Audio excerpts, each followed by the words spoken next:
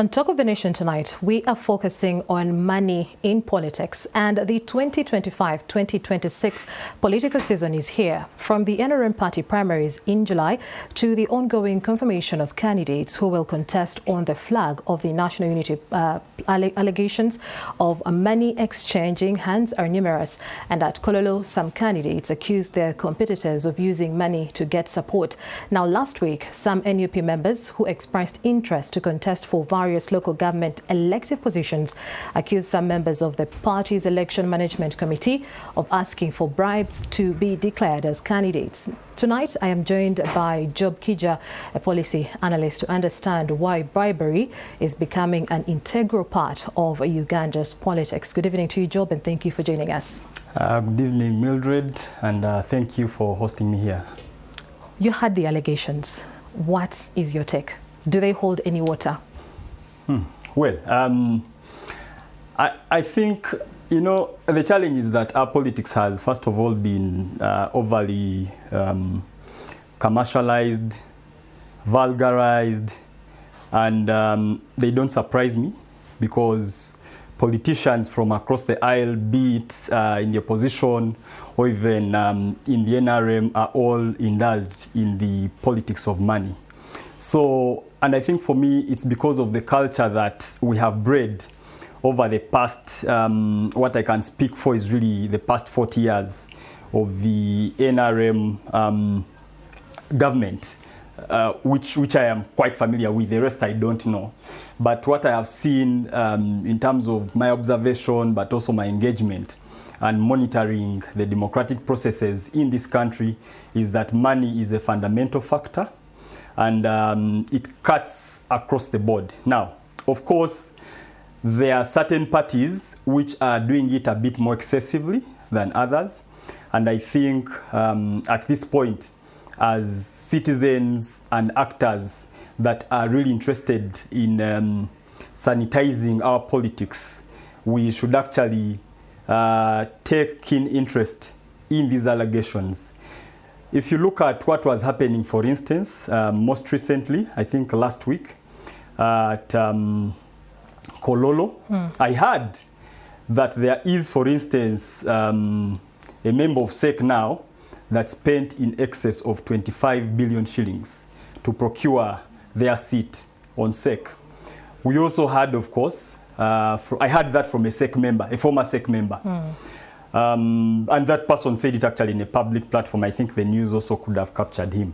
But also, there were video clips which were circulating by the deputy speaker, who actually decried the amount of money that was being used to vulgarize the election at Kololo.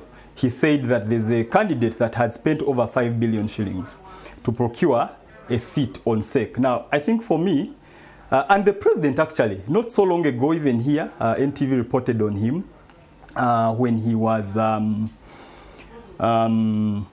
really trying to call out politicians, members of parliament that are buying voters. He also actually expressed his concern about the amount of money that was being used in his own political party during the NRM party primaries, but also at Kololo just last week.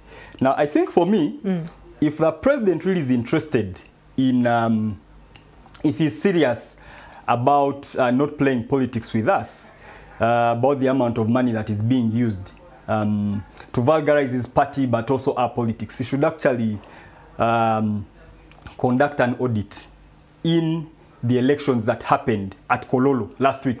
Because I think for me, a number of these are his SEC members. He chairs them.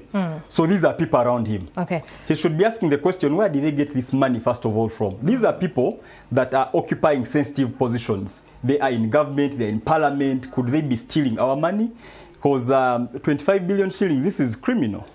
But I mean, if without a law, because we do not have a law that is governing, you know, campaign financing or election financing, and that is really a big challenge.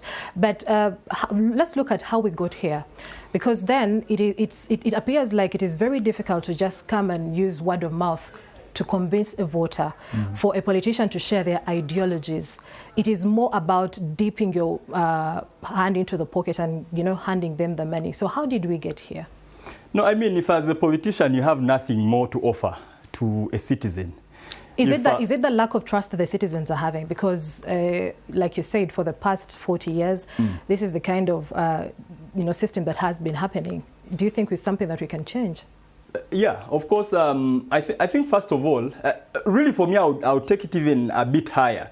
And instead of just looking at the politics, we need to look at the whole question of corruption in this country, because a lot of this money that actually ends up in these elections, or even in campaigns, is coming from money that is meant to be used for service delivery. Now, I saw recently there's a report that a former permanent secretary distributed over 100 gas cylinders just last week, and he's contesting to become a member of parliament. If you look at ACFIM, the Alliance for Campaign Finance Monitoring, did a study in relation to the last elections. They found that in a sample of 29 districts, about 70 constituencies, about 800 billion shillings had been spent, okay, on campaign financing. When we did an extrapolation of that, we found that that was equivalent to 4 trillion if you looked at the entire 146 districts.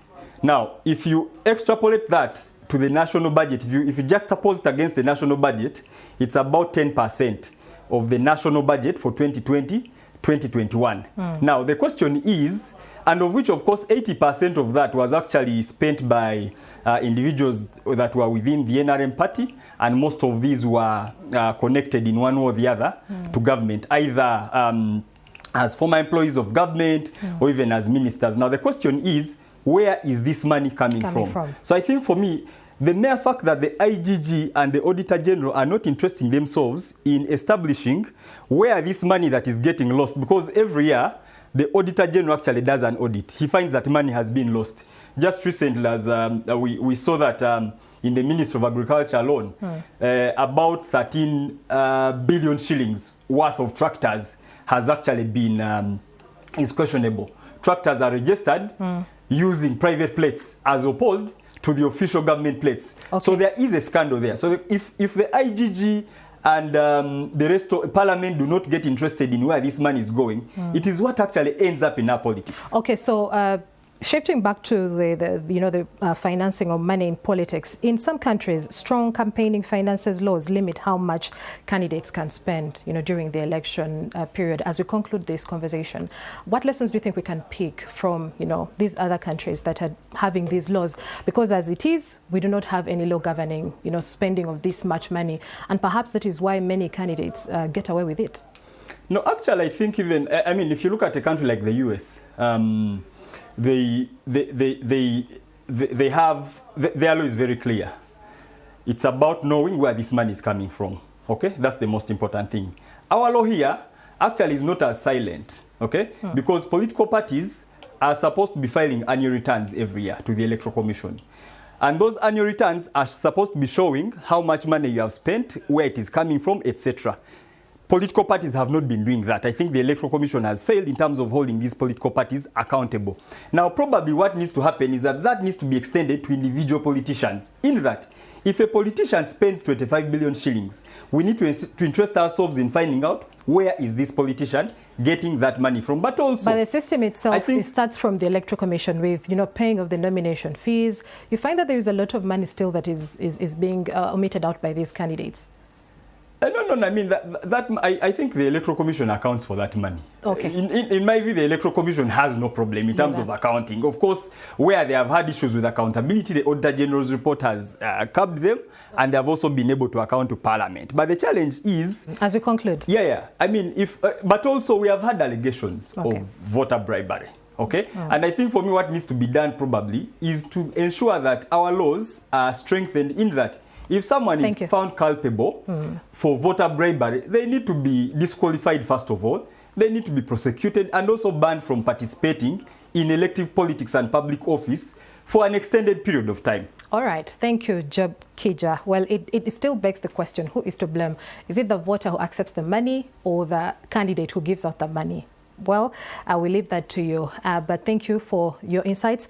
And with that, we take a short break. When we return, we'll be hearing from the world.